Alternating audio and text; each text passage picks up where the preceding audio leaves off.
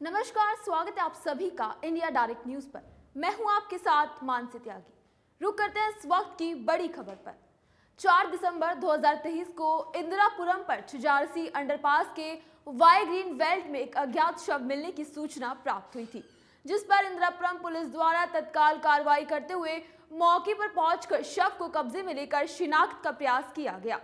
Field unit team के साथ मौके का निरीक्षण किया गया। शिनाख्त न होने के कारण शव अज्ञात में पंचगाल नामक की कार्रवाई कर शव मॉर्चरी भेजा गया और शिनाख्त के प्रयास सोशल मीडिया, समाचार पत्र और पैम्पलेट से अथक प्रयास किए गए, जिसके बाद दिनांक 8 दिसंबर 2023 को सूचना माध्यमों से प्रसारित सूचना के माध्यम से कपड़ों, जूते और शव से मृतक के शव की शिनाख्त मूल के भाई ने ब्रज किशोर पुत्र श्री रामपाल, ग्राम कसेला, थाना दातागंज, जिला बदायूं के रूप में की और उनके द्वारा बताया गया है कि मृतक अपना सामान लेने के लिए छिजारसी निवास पर आया था। उस दौरान उसका फोन स्विच ऑफ था और कोई जानकारी नहीं होने पर परिजनों द्वारा तलाश की गई। मृतक के साथी शिलेंद्र और नन्हे से परिजनों ने संपर्क किया, लेकिन हमेशा साथ रहने वाला शिलेंद्र परिजनों से मिला ही नहीं और दूसरा साथी नन्हे भी गायब था। दिनांक 8 दिसंबर 2023 को वादी लोकपाल पुत्र रामपाल सिंह निवासी चोटपुर कॉलोनी बीपीएस स्कूल के पास संख्या 63 नोएडा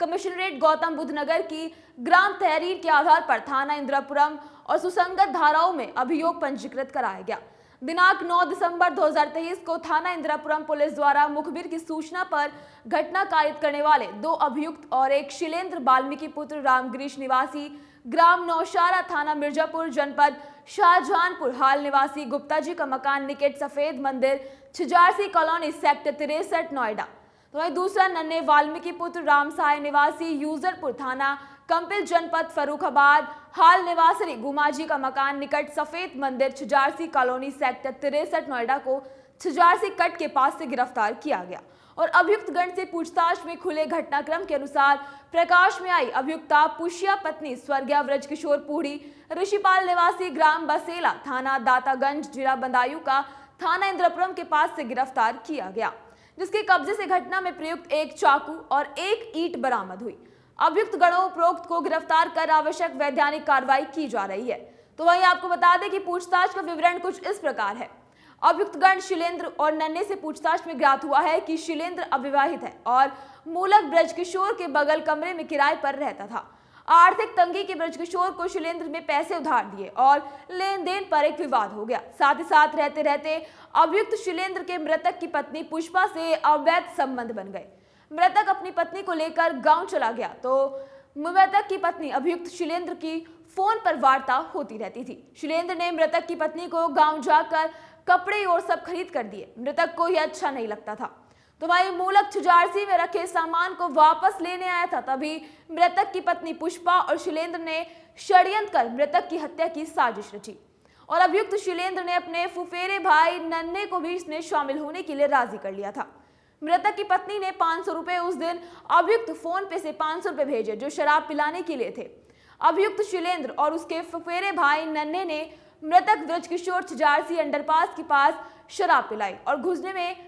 के बहाने छिजारसी अंडरपास के सर्विस रोड के बगल हिंडन के बीच ग्रीन बेल्ट में ले जाकर झगड़ा कर मूलक की गर्दन पर चाकू से वार कर दिया और फिर ईंट से अभियुक्त शिलेंद्र और नन्हे ने बारी बारी से ईंट से चेहरा कुचल कर हत्या कर दी और वहां से फरार हो गए। देखिए, ये 4 दिसंबर को इंदिरापुरम थाना क्षेत्र में छिजारसी के पास एक अज्ञात शव मिला था पुलिस को और तत्काल पुलिस टीम द्वारा मौके पर निरीक्षण किया गया और फील्ड यूनिट द्वारा साक्ष्य संकलन किया गया, जिसके बाद उस व्यक्ति की पहचान 8 तारीख को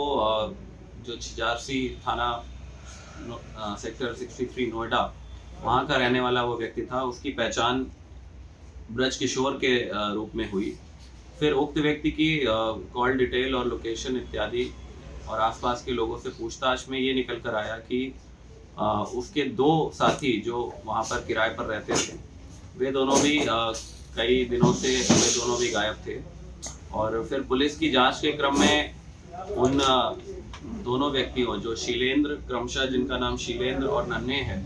उन दोनों को पुलिस ने हिरासत में लिया, उनसे पूछताछ की तो उसके क्रम में उन्होंने इस घटना को कबूला है और शीलेंद्र ने बताया कि उसके मृतक ब्रजकिशोर की पत्नी पुष्पा के साथ पूर्व से संबंध थे और जिस बात से मृतक उनसे छिन्न रहता था। और इसके बाद पुष्पा और शीलेंद्र और नन्हे इन्होंने मिलकर एक षड्यंत्र के तहत उस मृतक को पहले बुलाया, उसको शराब पिलाई और फिर वहीं पर घटनास्थल के पास ही उसके गले पर चाकू से वार करके और सिर पर ईंट से वार करते हुए उसकी हत्या कर दी।